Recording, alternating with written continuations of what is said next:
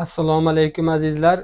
Bugun sizlarga organizmdagi shlaklarni chiqarib, yara chaqalari, yazvalari, eroziyalari bo'lsa bitirib, kayfiyatni yaxshilab, yuz ko'rinishlarida ichki organizm va tashqi organizmni yoshartiruvchi ajoyib sostavni o'rgatamiz. Demak, bizlarga kerak bo'ladi verblюжий колючки, yantoq. Bundan bir osh qoshiq solinadi 1 litrlik bankaga. Keyin mana kalendula. Kalenduladan solinadi 1 osh qoshiq. Kalendula bu tirnoq gul. Verblюжий колючка bu yantoq. Guli bargi guli. Mana bu ximel, qulmoq. Bundan yarim osh qoshiq solinadi. Ximel, qulmoqdan. Keyin besmertnik. Besmertnikdan mana 2 xili bor. Besmertligimizni mana ochilmagani va ochilgani. Ochilganidan ko'ra ochilmagani ma'qul bo'ladi.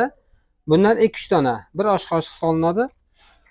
Keyin mana tisachalistnik, oq gulli bo'ladi, bo'ymadaron. Bundan 1 osh qoshiq, 1 osh qoshiq tisachalistnik, besmertnik 1 osh qoshiq polpola. Polpoladan ham 1 osh qoshiq solinadi. Mana bu senna, makkay sano. Makkay sano sennadan ham 1 osh qoshiq solinadi.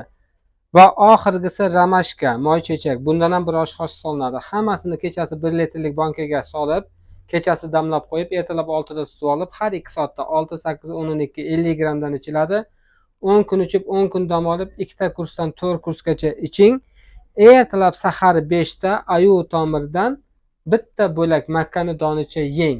Mana shuni doim bajaring. Xudo xolasa inshaalloh hayratlanib qolasiz. Shifosini bersin.